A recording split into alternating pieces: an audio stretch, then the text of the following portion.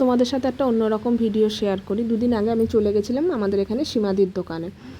তোমাদেরকে আমি আগে ভিডিওতেই দেখিয়েছি যে আমি বাবুর জন্য গেঞ্জি কিনতে গেছিলাম। সেখানে গিয়ে না দিদি অনেক কালেকশান তুলেছে শাড়ি, তাই সেখান থেকে কিছু শাড়ি পছন্দ হচ্ছে, তাই তোমাদের সাথে একটু ভিডিওটা শেয়ার করলাম শাড়ি।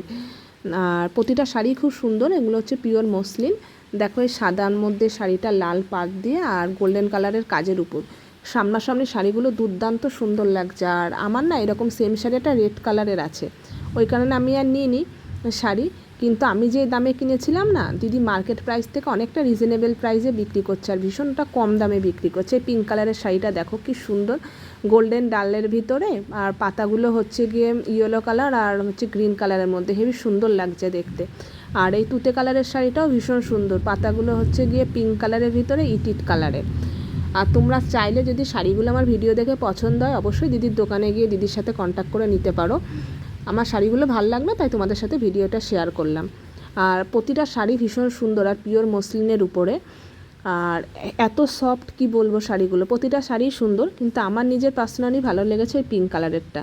তোমরা চাইলে দিদির সাথে যোগাযোগ করতে পারো।